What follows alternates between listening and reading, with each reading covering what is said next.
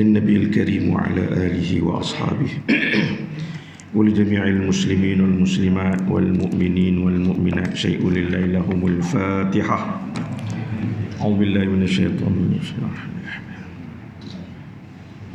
إياك نعبد وإياك نستعين اهدنا الصراط المستقيم صراط الذين أنعمت عليهم غير المغضوب عليهم ولا الضالين آمين. بسم الله الرحمن الرحيم. اللهم افتح علينا حكمتك وانشر علينا من خزائن رحمتك يا أرحم الراحمين. اللهم فقهنا في الدين وعلمنا التأويل واهدنا صراطك المستقيم. وصلى الله على سيدنا محمد وعلى آله وصحبه وسلم. الحمد لله رب العالمين. السلام عليكم ورحمة الله وبركاته. الحمد لله رب العالمين وبه نستعين على أمور الدنيا والدين. والصلاة والسلام على أشرف الأنبياء والمرسلين سيدنا محمد وعلى آله وصحبه أجمعين. نحمده ونستعينه ونستهديه ونستغفره ونعوذ بالله من شرور أنفسنا ومن سيئات أعمالنا. من يهده الله فلا مضل له ومن يضلل فلن تجد له وليا مرشدا. أشهد ونشهد أن لا إله إلا الله وحده لا شريك له وأشهد أن سيدنا محمدا عبده ورسوله. اللهم صل على سيدنا محمد طب القلوب ودوائها وعافية الأبدان وشفائها ونور الأبصار وضيائها وعلى آله وأصحابه ومن دعا بدعوته إلى يوم الدين. سبحانك لا علم لنا إلا ما علمتنا إنك أنت العليم الحكيم. رب اشرح لي صدري ويسر لي أمري واحلل عقدة من لساني يفقه قولي. أما بعد.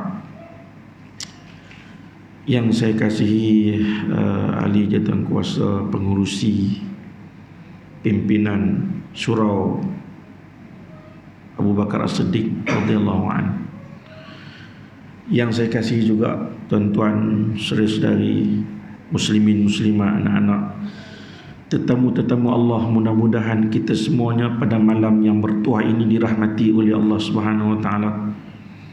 Pertama sekali syukur kepada Allah Subhanahu wa taala kerana pada malam ni buat pertama kalinya saya sampai di sini bertemu dengan tuan-tuan di dalam rumah Allah Subhanahu wa taala. Surau yang cantik, nampak macam buat Jumaat. Belum lagi, insya-Allah akan datang. Kita doakan mudah-mudahan pertemuan kita pada malam ini dirahmati, dikasihi, disayangi oleh Allah Subhanahu wa taala. Dalam keadaan kita masih lagi dibelenggu dengan COVID-19. Baru-baru ni Jumaat ramai tak boleh sembahyang. Tak apalah, itu pun izin daripada Allah. Walau macam mana pun tak boleh semayang di masjid, semayang di rumah. Semayang tetap kena semayang dalam apa situasi sekalipun. Cuma ada kekangan tertentu tak boleh nak berjamaah. Tapi kalau Jumaat tak boleh. Jumaat mesti kena di masjid. Jadi tuan-tuan, itulah hakikat yang kita tempuhi sekarang ni. Ujian demi ujian yang dikenakan oleh Allah Azza wa Jalla. Orang yang bertakwa kepada Allah Azza wa Jalla, segala ujian, segala musibah, segala musibah, dia senantiasa positif kepada Allah Subhanahu wa taala. Dia positif. Allah ujilah macam mana pun. Dia sakit, dia tak sihat, dia ditimpa musibah, kehilangan harta benda dan seumpama dengannya, dia tetap positif. Itulah hakikat orang yang bertakwa. Dia tetap fokus, dia tetap positif, dia tidak pernah buruk sangka dengan Allah Azza wa Jalla. Sebab tu kita senantiasa dipesan oleh khatib, kan tuan-tuan selalu sembahyang hari Jumaat, orang lelaki-lelaki khasnya bila mereka hadir Jumaat, khatib Jumaat dia akan pesan, dia akan baca satu ayat, ya ayyuhalladzina amanu taqullaha haqqa tuqatih wa la tamutunna illa wa antum muslimun. Satu ayat yang selalu kita dengar sejak daripada kita langkah kaki ke masjid. Mungkin 15 tahun dulu, 20 tahun dulu, 30 tahun dulu. Itulah ayat yang diulang kali oleh khatib hari Jumaat. Wahai orang yang beriman, takutlah kamu kepada Allah. Takut macam mana? Takut sebenar-benar takut. Takut tu maksudnya melaksanakan segala yang disuruh oleh Allah Azza wa Jalla, dan juga pada masa yang sama meninggalkan segala yang dilarang oleh Allah Azza wa Jalla. Allah suruh kita ni tuan-tuan, hukum dia ada 5. Ada wajib, ada sunat, ada makruh, ada harus, ada haram. Yang wajib tu tak dapat elak, kena buat. Kalau tak buat berdosa.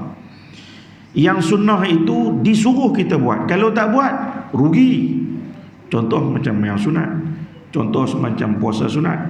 Macam sekarang ni kita masih lagi ada dalam bulan Rajab, bulan yang dipesan oleh Nabi agar kita memperbanyakkan puasa.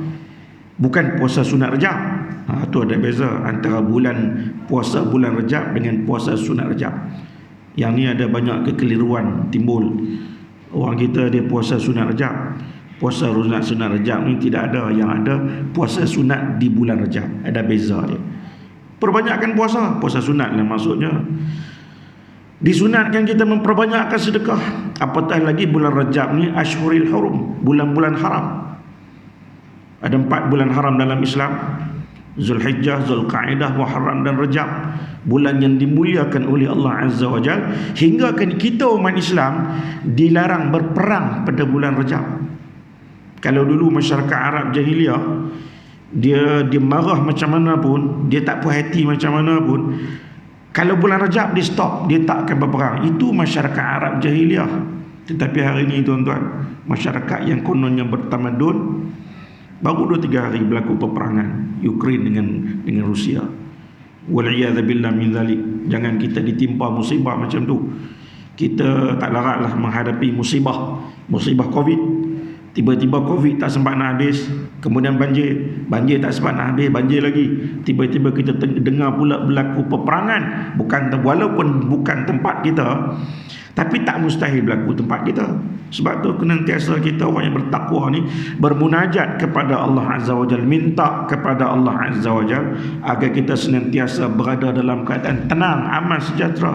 Sebab kalau tak tenang tuan-tuan, kalau tak aman, nak buat ibadat pun susah. Fokus kita buat ibadat. Yang kita duk susah hati ni, yang orang pakat duk marah tak boleh masuk masjid sebab nak buat ibadah. Yang kita susah hati Covid tak habis ni sebab mengganggu fokus ibadah. Duk fikir kalaulah Covid tak habis tahun ni, macam mana lah sembahyang tarawih. Duk fikir kalaulah Covid tak habis tahun ni, macam mana lah kita nak menyambut hari raya dan seumpama dengannya yang kita dah delay 2 tahun. Sebab tu tuan-tuan, marilah di muqaddimah pertemuan kita pada malam ni, sama-sama kita bermohon kepada Allah Azza wa Jalla, minta kepada Allah agar Allah selamatkan kita. Allah kekalkan kita dalam aman. Allah selamatkan kita daripada segala musibah. Lebih-lebih lagi musibah yang berkaitan dengan akidah keimanan kita kepada Allah Subhanahu wa taala. Sayyidina Abu Bakar As-Siddiq radhiyallahu anhu bila ditanya, "Apa pandangan kamu tentang musibah?" Dia kata, "Aku musibah ni aku biasa je dengan musibah ni. Cuma yang aku bimbang bila mana akidah aku diuji oleh Allah, iman aku diuji. Kalau setakat hilang harta benda, kalau setakat hilang duit ringgit, hilang nyawa, itu bukan persoalan dia.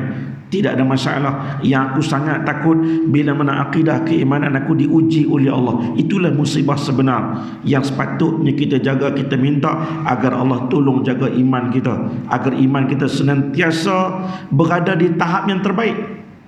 Iman kita senantiasa berada di tahap kemuncak. Mudah-mudahan kalaulah Allah Azza wa Jalla takdirkan kita bertemu dengannya.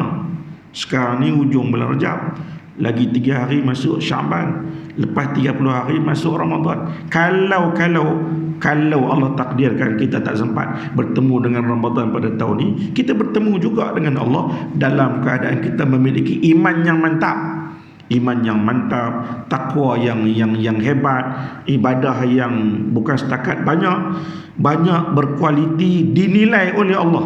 Maksudnya bila mana kita di hadapan Allah Azza wa Jalla, dibuka buku catatan amalan tu, amalan yang kita buat tu boleh dinilai. Boleh dinilai ni maksudnya boleh nak bagi pahala. Ada juga amalan yang tak boleh nilai. Ada, tengok dalam buku tu ada, dalam buku catatan tu ada, nak letak markah tak dapat. Sebab tidak ada kualiti, tidak mencapai dia punya apa yang sepatutnya dia capai. Amalan yang dia buat, orang semayang dia pun semayang, orang puasa Ramadan dia pun puasa, tapi sekadar puasa lapar dahaga.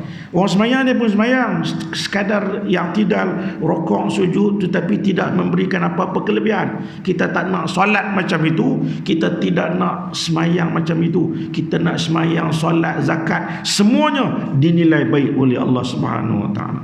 Ini tuan-tuan dan puan-puan sedang hadirin mukminin yang dirahmati oleh Allah Subhanahu Wa Taala. Kita juga bertuah. Karena apa? Karena kita masih lagi dipilih oleh Allah Azza wa Jalla memiliki malam yang tenang. Bukan semua orang dapat malam yang tenang ni. Ni di antara nikmat yang sering dilupakan oleh kebanyakan insan. Malam yang tenang. Semua manusia dia memiliki malam. Kawan kita di Palestin pun ada malam dia. Kawan kita di Burma pun ada malam dia. Kawan kita di Ukraine pun ada malam. Tapi adakah mereka memiliki malam yang Allah kurniakan kepada mereka? Kita miliki malam, kita dapat hadir ke masjid, kita dapat rehat, kita dapat tidur. Di samping tidur, jangan lupa melakukan ibadat kepada Allah Azza wa Jalla. Allah firman antaranya dalam surah An-Naba, وَجَعَلْنَا اللَّيْلَ لِبَاسًا وَجَعَلْنَا النَّهَارَ مَعَاشًا وَبَنَيْنَا فَوْقَكُمْ سَبْعًا شِدَادًا. Kami jadi mafhumnya, aku jadikan malam itu selimut, aku jadikan tidur itu rehat. Itu nikmat malam. Manusia ni tuan-tuan, dia lupa nikmat, dia lupa Allah ketika mana dia memiliki nikmat tu. Dia akan ingat Allah ketika mana nikmat tu hilang. Ketika mana nikmat tu hilang, datang malam tak boleh lena pun, tak boleh tidur. Takut kena bom, takut kena tembak, takut kena bunuh, takut macam-macam takut. Lebih-lebih lagi mereka yang diuji oleh Allah berada dalam negara yang dilanda peperangan.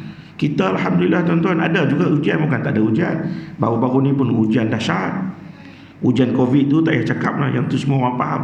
Ujian banjir, mereka yang menghadapi sana, yang menghadapinya sahaja yang dapat merasai betapa dahsyatnya ujian tersebut. Baru 2-3 hari, baru 2-3 minggu, baru 2-3 bulan, cover balik, untung balik, tiba-tiba Allah uji banjir pula. Itulah tuan-tuan ciri-ciri ujian yang dikenakan oleh Allah Azza wa Jalla, bukan sekadar kita, bahkan seluruh manusia di dunia ni. Ujian demi ujian, kematian, ujian kesakitan, ujian ketakutan demi ketakutan, untuk menilai dan melihat mana dalam kalangan kita semua ni yang iman dia makin kuat, ataupun iman dia makin lemah, ataupun iman dia tak bergerak pun, tambah pun tidak, kurang pun tidak. Sepatutnya tuan-tuan, bila mana kita diuji oleh Allah dengan segala macam ujian ni, ujian kita, iman kita, takwa kita makin bertambah. Itu yang sepatutnya berlaku. Tapi sebaliknya berlaku. Ada dalam kalangan manusia yang sanggup melakukan perkara yang dibenci oleh Allah Azza wa Jalla, dalam keadaan setiap hari dia melihat kematian berlaku. Kematian Covid saja Malaysia berapa ribu, dunia berapa ribu mati. Tapi walaupun macam tu, ramai lagi dalam kalangan insan yang mengaku beriman kepada Allah Azza wa Jalla, mengaku beriman kepada Nabi SAW, dia tidak ambil iktibar. Ni malam ni tuan-tuan buat ceramah Isra' dan Mi'raj. Sebab dia apa? Sebab dia tak lain dan tak bukan untuk menambahkan iman dan takwa. Walaupun sebenarnya kalau saya tak datang ceramah malam ni pun, tuan-tuan boleh buka YouTube. Ceramah Isra' Mi'raj YouTube cukup banyak, sedap pada saya ni. Ustaz-ustaz yang hebat dalam tu. Tapi kenapa kita buat majlis ceramah seumpama ini? Untuk kita nak kumpul orang ramai-ramai ke masjid, untuk kita nak ajak sama-sama kita ni mendekatkan diri dengan Allah Azza wa Jalla, berada dalam majlis ilmu, majlis zikr. Sebab kalau hanya mendengar YouTube tak jadi, dia kena langkah kaki ke masjid. Kalau hanya dengar radio, kalau hanya dengar internet tak jadi. Memang nak mengaji boleh mengaji, tapi kalau mengaji semata-mata melalui YouTube tak jadi. Dia kena langkah kaki ke masjid, sebab masjid ini rumah Allah Azza wa Jalla. Sebab tu Nabi SAW menyebut dalam hadis baginda, saya tak ingat hadis tu, kita hidup ni tuan-tuan, kita hidup sampai satu tempoh kita akan meninggal dunia. Bila mana kita meninggal dunia, kita akan tunggu satu masa berlakunya akhirat. Bila berlakunya akhirat, kita akan berada di padang mahsyar. Di padang mahsyar ni tuan-tuan, kita nak Allah layan kita sebagai tetamu. Semua orang berhasrat, dia ada hasrat macam tu. Dia nak Allah layan dia sebagai tetamu, Allah sambut dia di padang mahsyar. Sebab tu ulama besar Nabi pun pesan dalam banyak hadis, kalau kita nak kita dilayan sebagai tetamu di akhirat kelak, lebih dulu di dunia ni kena jadi tetamu Allah. Maksudnya kena jadi tetamu Allah, mengunjungi rumah Allah Azza wa Jal, yang namanya masjid, yang namanya surau. Sebab masjid itu tempat yang paling mulia di atas bumi. Tempat yang paling mulia, Nabi sebut tempat yang paling mulia di atas bumi, tak lain dan tak bukan masajiduha, masjid-masjid. Sebab tu siapa yang tak boleh langkah kaki ke masjid, mereka termasuk dalam kalangan manusia yang sangat malang. Bukan malang tetapi sangat malang. Sangat malang tuan-tuan. Inilah rumah Allah Azza wa Jalla. Paling-paling pun kalau kita tak ke masjid untuk mengaji, untuk belajar, untuk dengar ceramah, kita datanglah masjid untuk melakukan solat 5 waktu secara berjamaah. Ulama pesan tuan-tuan, kalau kita pergi satu tempat lah, satu kampung ke, satu taman ke satu kawasan perumahan ke, ulama kata tengok masjid tempat tu, masjid ke surau tempat tu hidup tak hidup. Kalau masjid tu tak hidup, masjid ada cantik, surau cantik, mewah, tapi 5 waktu tak hidup, itu menandakan penduduk kampung tu, penduduk taman tu kurang berkat hidup mereka. Rahmat Allah tak turun situ. Sebab tu kalau tuan-tuan yang duduk di sini, yang tinggal di sekitar kawasan ni, kalau nak rahmat Allah Azza wa Jalla turun mencurah-curah kawasan ni, kena ramai-ramai makmurkan masjid ni, terutama sekali semayang 5 waktu sehari semalam. Kalau pun tak boleh datang setiap waktu, pilihlah waktu tertentu. Ulama tuan-tuan di karang kitab, satu kitab fiqh, saya tak ingat nama kitab tu, kalau kita tak boleh datang setiap waktu pun, kita datang waktu yang afdal. Sembahyang jemaah pun ada waktu afdal dia. Dia ada ranking dia. Sembahyang jemaah ni tuan-tuan, dia ada ranking dia. Ulama susun tu untuk nak bagi kita pilihan. Tapi setelah mana ulama bagi pilihan pun kita tak nak pilih. Bukan tuan-tuan lah, ni tazkirah di sini, saya sebutlah benar di sini, mungkin berlaku di tempat lain.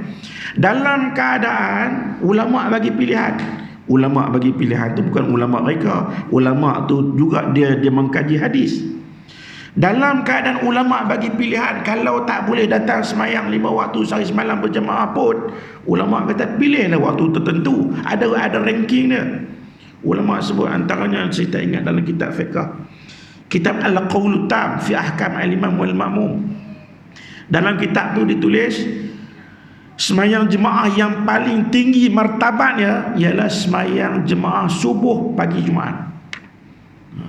Pertama semayang jemaah subuh, semayang jemaah subuh tu pula pagi Jumaat. Tu satu.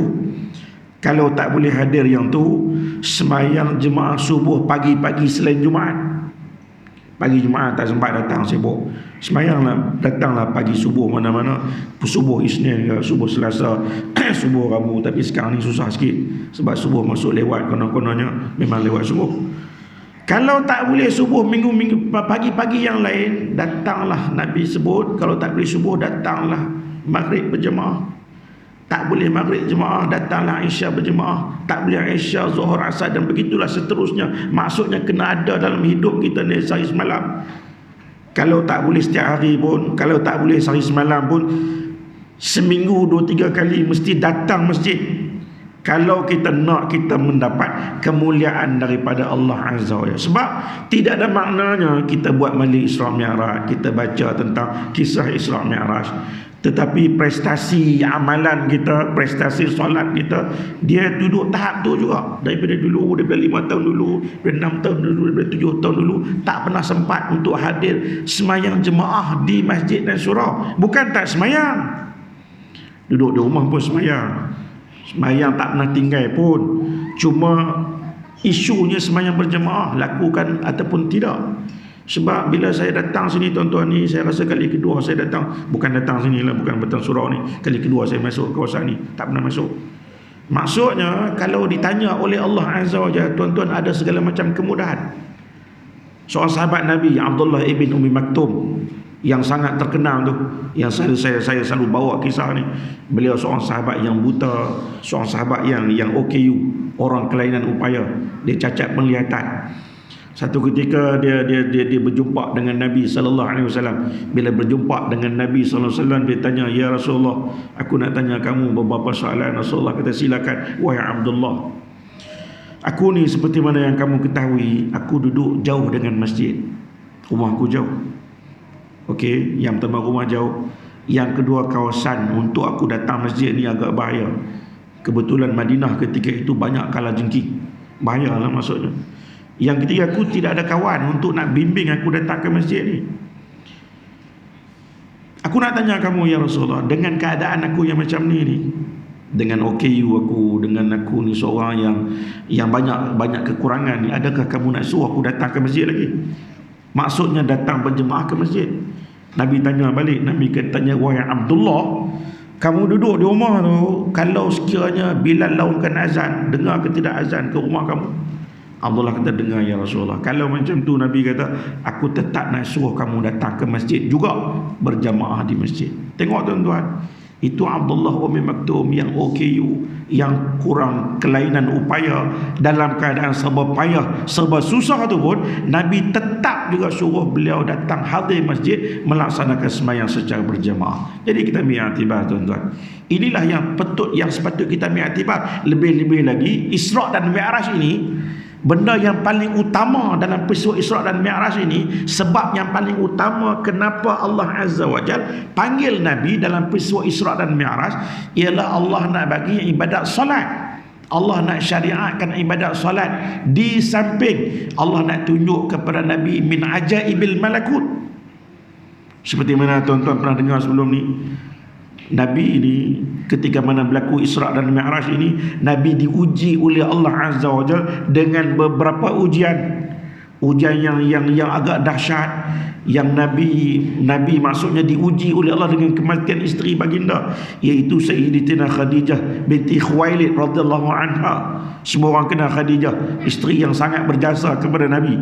Tiba-tiba isteri yang banyak menyokong Nabi, isteri yang banyak membantu Nabi, isteri yang banyak support dakwah Nabi, meninggal dunia. Nabi sangat sedih.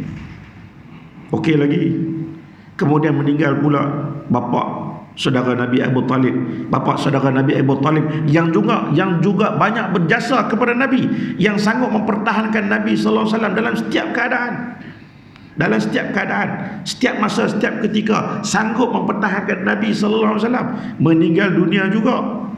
Dan Nabi juga ketika mana menjalankan dakwah di Taif, Nabi dihina, Nabi dipukul sehingga berdarah Nabi, sehingga Nabi sampai satu peringkat jadi lemah semangat, jadi lemah semangat, jadi macam lemah semangat, sehingga Allah perasan apa yang dirasai oleh Nabi. Maka Allah jemput Nabi sallallahu alaihi wasallam untuk berjumpa dengannya. Maka berlakulah peristiwa Isra' dan Mi'raj. Di samping disebut oleh para ulama kerana tuntutan daripada penduduk langit. Penduduk langit ni tuan-tuan, penduduk langit ni dalam kalangan malaikat. Satu hari mereka bertanya kepada Allah, "Ya Allah, kami dengar satu nama yang sangat masyhur, iaitu Ahmad. Ahmad ni tuan-tuan nama yang terkenal di langit. Adapun Muhammad nama yang terkenal di bumi. Kami dengar nama seorang manusia kekasih kamu yang namanya Ahmad. Kami tak pernah jumpa dengan hamba kamu yang namanya Ahmad yang sangat istimewa itu. Apalah kiranya ya Allah, kalau sekiranya kamu dapat bawa Ahmad bertemu dengan kami nak melihat wajahnya." Maka Nabi Muhammad SAW seperti disebut oleh para ulama, Nabi dijemput naik bertemu dengan Allah dalam peristiwa Isra' dan Mi'raj yang bermula daripada Masjidil Haram di Madinah, di Makkah Al-Mukarramah, ke Masjidil Aqsa di Palestin. Jadi itu tuan-tuan, itulah yang kita ulang dengar setiap tahun. Kenapa Nabi Muhammad sallallahu alaihi wasallam dijemput dalam peristiwa Isra' dan Mi'raj? Itu sebab kenapa berlaku. Adapun kita yang mendengar peristiwa tu, tak lain dan tak bukan kita dengar tu kerana yang pertama nak meningkatkan iman, seperti mana yang saya sebut di permulaan ceramah saya tadi. Itu yang pertama. Yang kedua tuan-tuan, kita nak kenal Nabi. Wajib untuk umat Islam mengenal Nabi sallallahu alaihi wasallam. Kenal sungguh-sungguh. Kita nak kenal Islam, lebih dulu kena kenal Nabi. Sebab tu kita di Malaysia ni, Bila masuk bulan Rabiul Awal, kita buat ceramah Maulidur Rasul. Bila masuk bulan Mahram, kita ceramah Ma'al Hijrah. Bila masuk bulan Rajab, kita ceramah Isra dan Mi'raj. Semua tu untuk apa? Untuk kita nak kenal Nabi. Sebab syarat nak kenal Islam mesti kenal Nabi sallallahu alaihi wasallam. Peristiwa Isra dan Mi'raj ni berkait rapat dengan baginda Nabi Muhammad sallallahu alaihi wasallam. Banyak peristiwa berlaku, banyak yang Nabi ditunjukkan dalam tu. Antaranya ialah yang paling penting yang saya nak sebutkan ialah berkaitan dengan ibadat solat yang menjadi tiang kepada agama, yang menjadi punca seseorang insan itu dapat masuk syurga ataupun tidak. Anak kunci syurga, tuan-tuan, kalimah la ilaha illallah Muhammadun Rasulullah, tu anak kunci syurga. Adapun ibadat yang menyebabkan kita dapat masuk syurga ialah ibadat solat yang disyariatkan oleh Allah Azza wa Jalla ketika mana berlakunya peristiwa Isra dan Mi'raj Nabi sallallahu alaihi wasallam. Dalam semayang ni, tuan-tuan, tak kira dalam apa situasi, wajib kena solat. Dalam perang pun kita kena solat. Sebab tu kalau tuan-tuan mengaji fiqh, ada satu tajuk solatul khauf, semayang takut.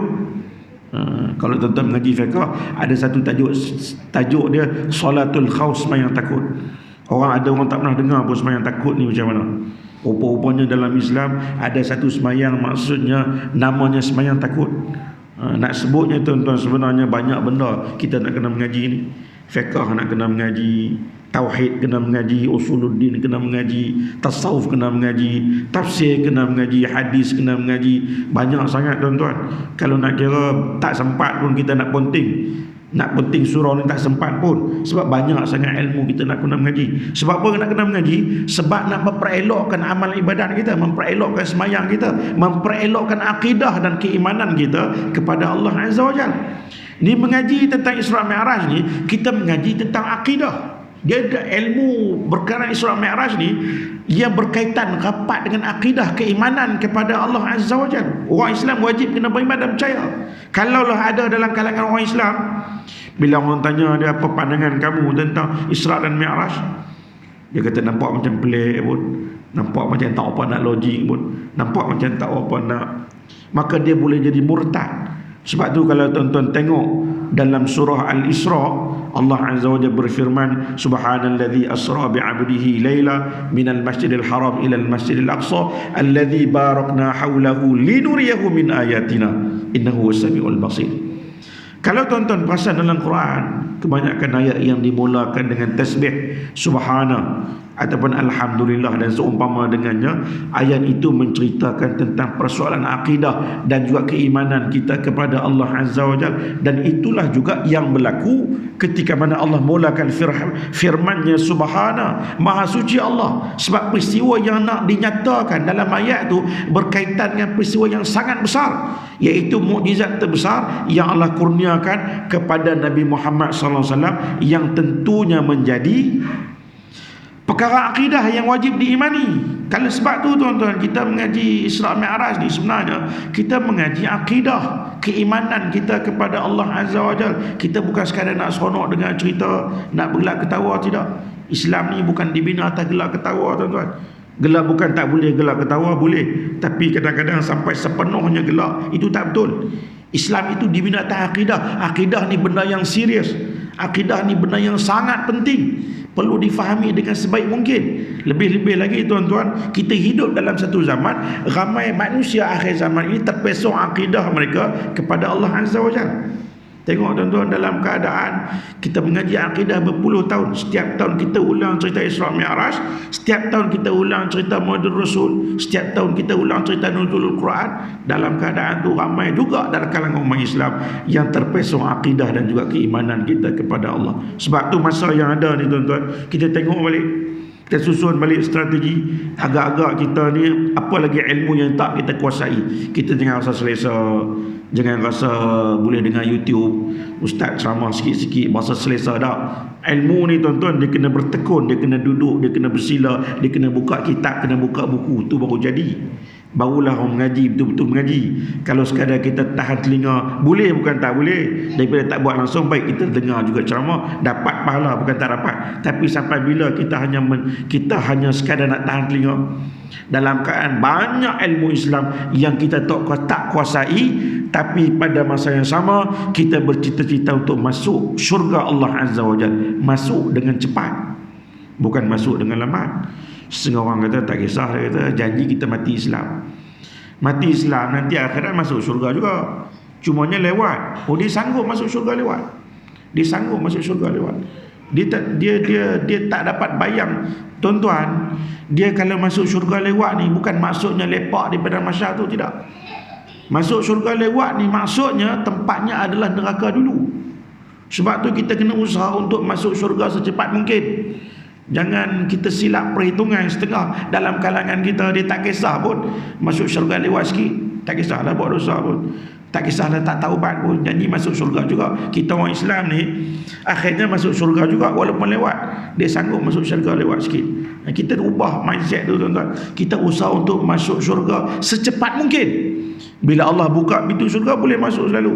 Tu yang kita nak. Sebab di padang mahsyar, selama mana tidak masuk syurga, selama itulah azab, selama itulah keadaan yang sangat mengerikan di padang mahsyar Allah Subhanahu wa taala.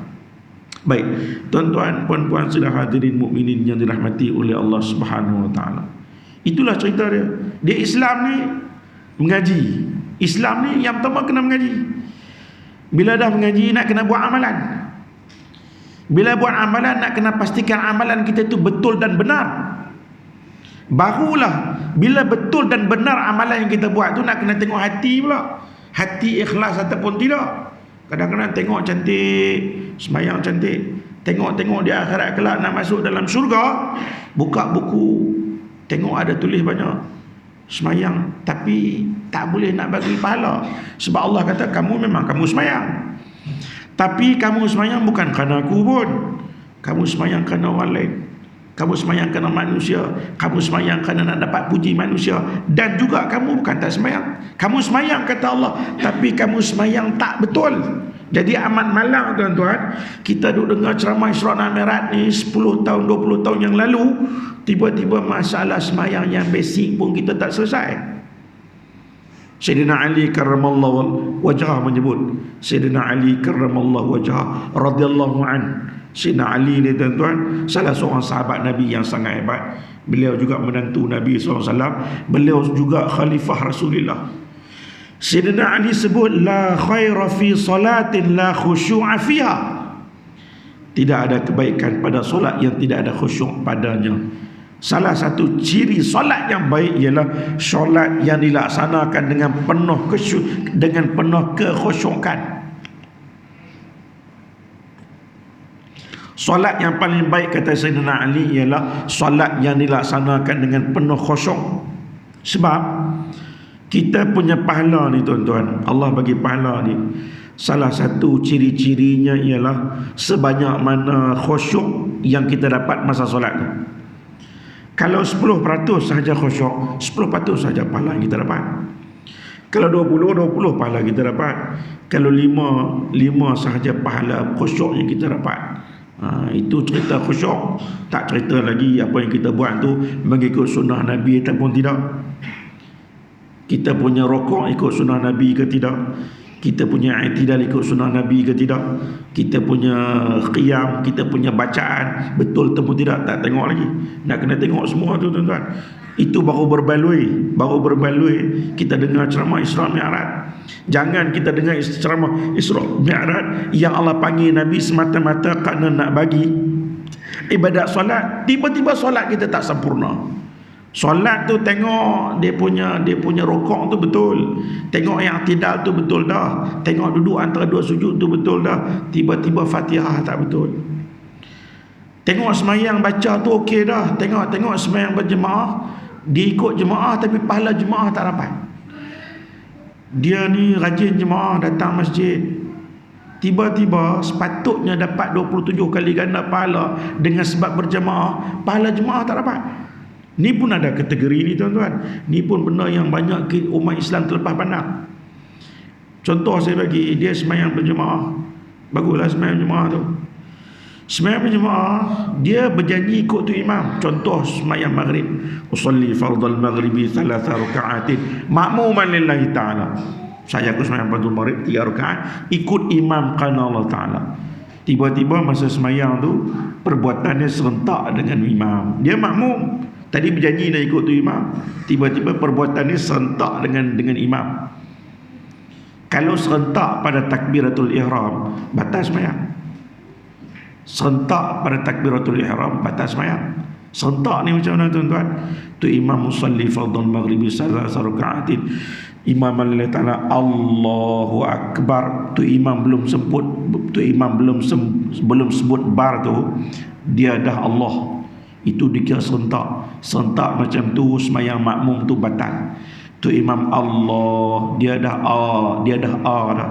Tu imam belum sebut bar, dia dah maka ketika itu sembahyang makmum tadi batal. Ramai juga orang kita yang macam tu.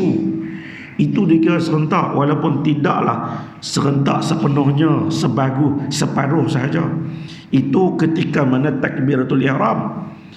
Ketika mana serentak pada rukun yang lain, serentak pada yang tidak, serentak pada rukuk, serentak pada sujud, sembahyang masih lagi sah, tetapi pahala fadilat jemaah tu hilang.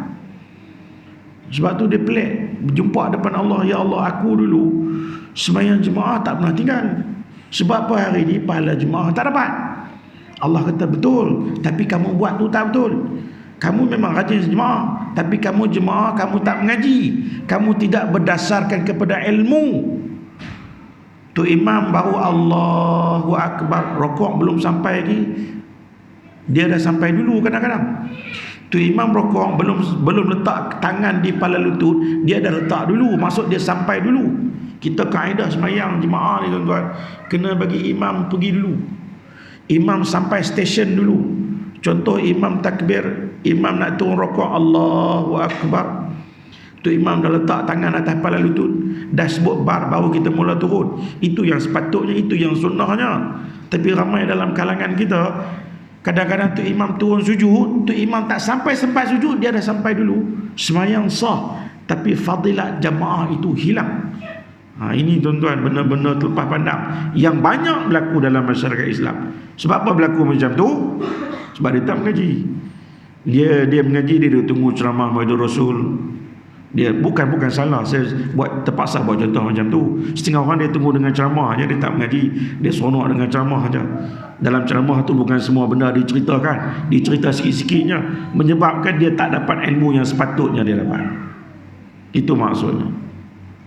Sebab tu tuan-tuan, saya nak ulang balik sikit, macam mana sekalipun kita kena berusaha bersungguh-sungguh memantapkan diri kita dengan ilmu, lebih-lebih ilmu yang berkait dengan ibadat solat kita yang Allah bagi khusus kepada Nabi Muhammad ketika mana berlaku peristiwa Isra' dan juga Mi'raj Nabi Muhammad sallallahu alaihi wasallam. Baik, dalam peristiwa Isra' Mi'raj tu tuan-tuan banyaklah berlaku. Seperti mana tuan-tuan pernah dengar sebelum ni. Benda yang sama juga. Dalam maksudnya apa yang berlaku dalam peristiwa Isra' dan Mi'raj itu sepatutnya kita bukan hanya dengar, tapi kita ambil iktibar dan juga kita ambil tindakan segera. Diceritakan antaranya macam mana satu kumpulan petani yang menanam tumbuh-tumbuhan. Dia tanam pokok, contoh dia tanam pokok durian. Tanam pokok durian itu terus mengeluarkan buah. Dapat untung hari itu, dapat hasil hari itu juga. Nabi Muhammad tanya kepada Jibril, aku tak pernah tengok berlaku macam ni di atas dunia. Untung sungguh mereka yang seumpama ini. Sebab apa mereka berlaku macam ni? Apakah amalan yang mereka lakukan?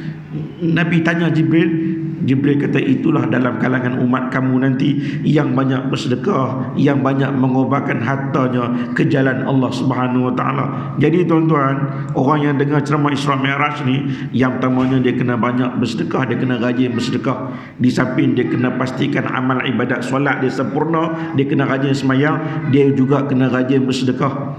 Orang yang bersedekah ni, seperti mana Nabi pernah sebut, Nabi pernah tengok dalam peristiwa Isra' dan Mi'raj, Allah lipat kali ganda hasil. Allah tunjuk Nabi tengok mata kepala Nabi macam mana keuntungan berlipat kali ganda yang diperoleh oleh mereka yang banyak bersedekah. Bersedekah kerana Allah Azza wa Jalla. Bersedekah yang kualiti paling tinggi tuan-tuan. Bersedekah dalam keadaan kalau tangan kiri, tangan kanan bagi, tangan kiri pun tak nampak.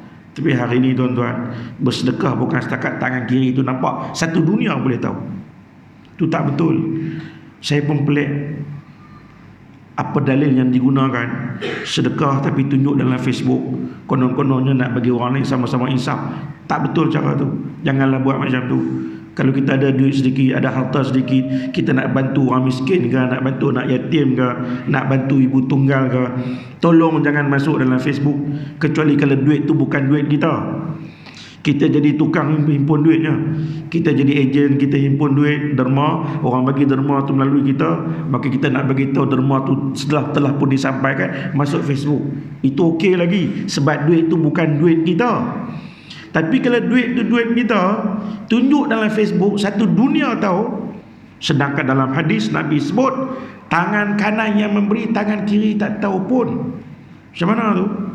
Wal'iyadzubillah min dzalik. Banyak benda-benda yang salah berlaku dalam masyarakat, yang tak sepatutnya berlaku. Walaupun kita derma berjuta ringgit, tak kira lah siapa pun. Kalau tunjuk kepada orang, dia kata tunjuk pun ikhlas. Terus saya cakap macam tu, benda ikhlas ni dia tuan-tuan, sedekah Nabi sebut apa keadaan sekalipun tak boleh bagi tahu orang. Kalau orang tahu itu terpulang. Kalau dia puji kita, itu rezeki Nabi kata. Tapi kita nak bagi tahu orang, itu bukan yang diajar oleh baginda Nabi Muhammad. Jadi tuan-tuan, peristiwa Isra' dan Mi'raj, Nabi jumpa satu kalangan daripada umat baginda yang diberi kelebihan cukup banyak. Mereka banyak bersedekah kepada jalan Allah Subhanahu Wa Taala. Itu antaranya. Antaranya lagi tuan-tuan, Nabi berjumpa dengan satu orang pemuda yang wajah dia sangat bengis, langsung tak senyum. Nabi tanya Jibril, siapa ni gerangan? Ya, wahai Jibril, aku tengok muka dia ni tak senyum langsung tak senyum ni. Bukan setakat tak senyum, bahkan muka nak marah.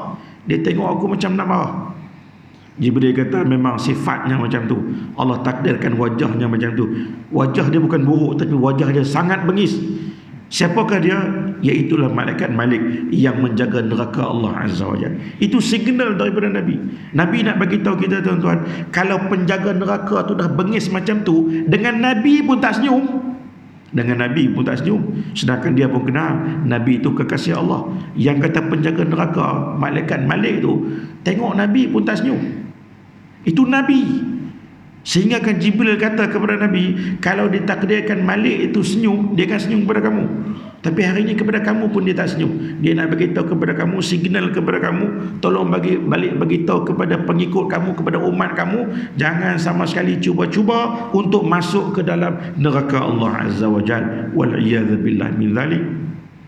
Itu dia tuan-tuan. Jangan sama sekali kita melakukan perbuatan yang boleh menyebabkan wal'iyadzubillah dihumban oleh Allah Azza wa Jalla ke dalam neraka walaupun 1 minit. Disebut dalam hadis tuan-tuan, azab neraka Allah Azza wa Jalla yang paling ringan. Dalam hadis disebut azab yang paling ringan ialah bila mana seseorang tu dia mencuri nilaian barang yang dicuri itu, maksudnya sama nilai dengan satu kayu sugi. Senang cakapnya, kita pergi kedai curi berus gigi yang harganya RM1.50. Dia curi barang harga RM1.50, maka azab yang dikenakan dalam neraka ialah diletakkan bara api neraka di bawah tapak kakinya hingga menggelegak otak yang berada dalam kepalanya. Itu paling ringan azab yang disediakan oleh Allah Azza wa Jalla dalam neraka. Itu baru RM1.50 harga. Curi, ambil tak betul, apatah lagi berbilion-bilion curi. Bayangkan tuan-tuan. Sebab tu kalau kita ditakdirkan kita pemegang amanah, kita jadi pengurusi persatuan ke, kita jadi pemegang rumah kebajikan ke, kita jadi ketua, kita jadi pemimpin, kita jadi siapa sahaja, orang yang ada kuasa, orang yang menguruskan dana awam. Siapa-siapa yang terlibat menguruskan dana awam, ketua jabatan ke, di semua peringkat, dia salah guna kuasa, dia guna kuasa untuk kepentingan diri. Maka Nabi sebut, kalau mencuri satu barang yang harganya sekitar RM1.5 pun, dia letak bara api di bawah tapak kakinya hingga menggelegak otak yang berada di dalam kepalanya, apatah lagi kalau yang dicuri itu ratusan ribu ringgit dan seumpama dengannya. Satu pengajaran yang sangat berguna untuk kita mengiktibar. Dan lagi tuan-tuan, dalam perjalanan Nabi SAW, Nabi berjumpa banyaklah, antaranya mereka-mereka yang menggunting lidahnya sendiri, mereka-mereka yang makan nanah, yang minum nanah. Banyaklah Nabi jumpa, menggambarkan betapa maksiat itu sangat dibenci oleh Allah Azza wa Jalla. Allah tunjuk siap-siap kepada Nabi agar Nabi bila nanti dapat beritahu kepada umat baginda, jangan sama sekali terlibat dengan maksiat dan juga dosa kepada Allah. Tak ada pilihan kita ni tuan-tuan. Tapi kadang-kadang kita buat juga dosa. Bila kita buat dosa, apa yang perlu kita buat? Kena banyak bertaubat kepada Allah Azza wa Jalla. Banyak bertaubat. Umat Nabi Muhammad SAW kena banyak bertaubat. Allah benci mana-mana dalam kalangan hambanya yang malas bertaubat. Dia bukan tak tahu, dia tahu dia banyak dosa, tapi dia malas bertaubat. Orang yang tidak bertaubat kepada Allah ialah orang yang sombong dengan Allah Azza wa Jalla. Taubat kepada Allah. Bangun waktu malam tuan-tuan, lebih-lebih lagi hari ini subuh masuk lewat. Apa salahnya saya pesankan diri saya dan kita semua, bangunlah pukul 5 pagi, 5.30 pagi, sempat lagi sembahyang sunat taubat, sembahyang sunat hajat, sembahyang sunat witir, minta kepada Allah, ya Allah, aku ni dosa banyak ya Allah. Aku katakan aku dosa banyak, dosa aku ni banyak sungguh. Aku insaf ya Allah, ampun dosa aku ya Allah. Jangan lupa juga minta doa agar Allah ampunkan dosa kedua ibu dan ayah kita. Allah ampunkan dosa datuk dan nenek kita. Allah ampunkan dosa sahabat-sahabat handai, jiran tetangga kita. Jangan kita rasa rugi pula. Oh, aku bangun pukul 5 pagi sembahyang tahajud, tiba-tiba minta doa Allah ampunkan dosa jiran. Sedangkan dalam hadis Nabi sebut, doa yang sangat mustajab ialah doa bi dhahril ghaib. Doa yang kita minta kita minta kepada orang lain yang tak ada kaitan dengan kita. Doa macam tu dikabulkan. Bila Allah kabulkan, maksudnya Allah ampun dosa kawan kita, automatik dosa kita sekali diampunkan. Kadang-kadang kita rasa rugi, baik aku doa untuk aku ya. Doa untuk aku ni selamat, aku ni sihat, aku ni tambah iman, anak-anak aku berjaya. Apa salahnya kita doa untuk jiran kita sama? Untuk jiran sebelah, jiran kiri, jiran belakang, untuk saudara mara, doa semua sekali. Sebab doa yang macam tu lebih-lebih lagi sangat suka dikabulkan oleh Allah Azza wa Jalla. Di samping berdoa, banyak bertaubat, memohon kepada Allah. Kita ni lemah tuan-tuan. Kita duduk di rumah, kadang-kadang kita semayang setahu pun nak sempurna. Semayang di rumah ni kadang-kadang baju tak pakai, kadang-kadang semayang lewat, kadang-kadang lepas semayang, kadang-kadang semayang pun baca pun pendek-pendek ya. Tapi bila kita datang berjemaah ke masjid, semayang kita akan menjadi lebih sempurna.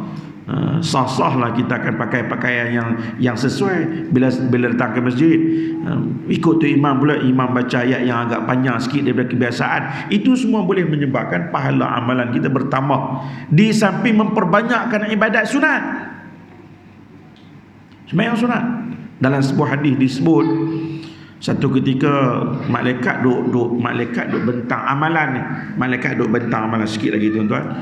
Malaikat duk bentang amalan manusia ni, bentang-bentang amalan, sipulan bin sipulan, tengok-tengok dia punya pahala semayang dia cukup sempurna. Semayang dia dari sudut kuantiti cukup, dari sudut bilangan cukup, cuma dari sudut pahala tak cukup. Malaikat pun tanya Allah, ya Allah, ni macam mana nak buat ni? Ada kawan kita ni, ada kawan ni nama sipulan bin sipulan ni, dia ni semayang rajin tapi pahala tak penuh.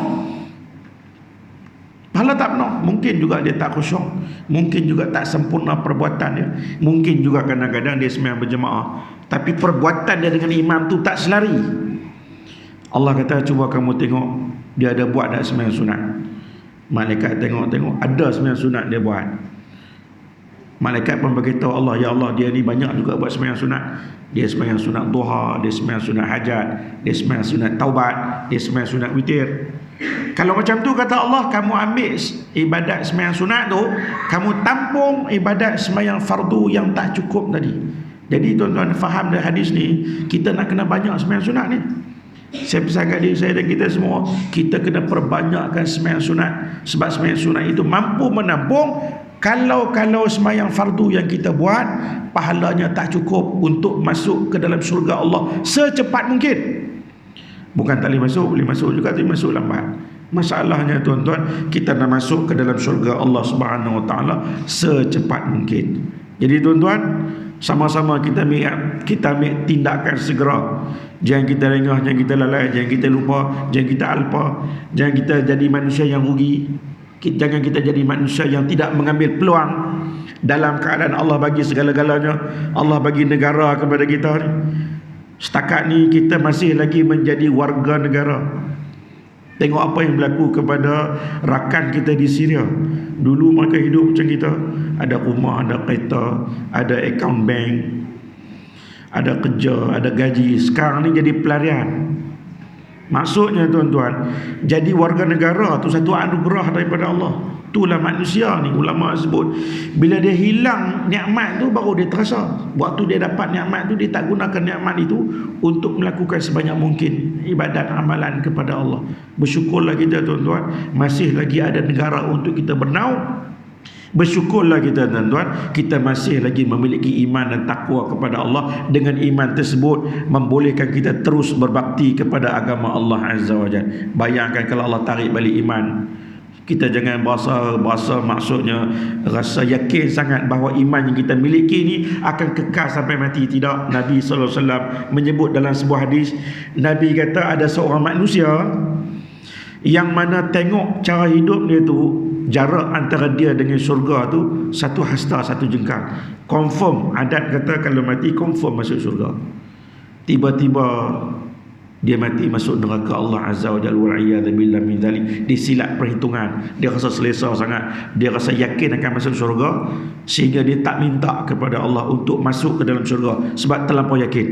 Ada satu lagi hamba Allah Azza wa Jalla yang dia ni kalau tengok cara hidup dia, Nabi kata seolah-olah jarak antara dia dengan neraka ni satu jengkal. Senang cakap, bahasa mudah, seolah-olah sebelah kaki dalam neraka dah. Tiba-tiba mati, dia masuk syurga Allah Azza wa Jalla. Sebab tu kita juga tuan-tuan, jangan pandang remeh kepada orang yang melakukan dosa. Kita tengok orang berdosa, kita biar tiba, kita sama-sama bertaubat kepada Allah. Kita sama-sama doa, mudah-mudahan semua kita sendiri, isteri kita, anak-anak kita, semuanya berjaya di dunia dan juga nanti berjaya di akhirat, dapat masuk ke dalam syurga Allah Subhanahu wa Ta'ala, insya-Allah. Jadi tuan-tuan, saya rasa cukup dulu sekadar ni pertemuan kita pada malam ni.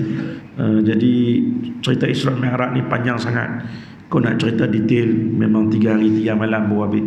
Dan nak kena tengok buku barulah dia punya rentetan perjalanan kisah tu. Jadi saya sebut sikit-sikit kepada tuan-tuan, walaupun sikit, mudah-mudahan ada manfaatnya. Jadi sama-sama kita doa agar kita semuanya hidup dalam keadaan iman dan juga kita mati bertemu dengan Allah Azza wa Jalla juga dalam keadaan beriman. Jadi tuan-tuan, akhirnya yang baik daripada Allah Azza wa Jalla, yang salah dan silap daripada kekurangan diri saya sendiri, ampun maaf. Aqulu qawli hadza wa astaghfirullahal azim li wa lakum. Assalamualaikum warahmatullahi wabarakatuh. Assalamualaikum warahmatullahi wabarakatuh. Saya ucapkan kepada Ustaz Fatih Harun dari sebelum Isra Mi'raj. Memang insyaAllah pada hari Hajj kita ada kuliah bersama dengan Ustaz Azizul Azhar dan tajuk yang akan berkuasa adalah 10 bulan yang berjemaah. Jadi yang pertama untuk akhir. Jadi seterusnya kita akan terus solat Isya dan terima kasih.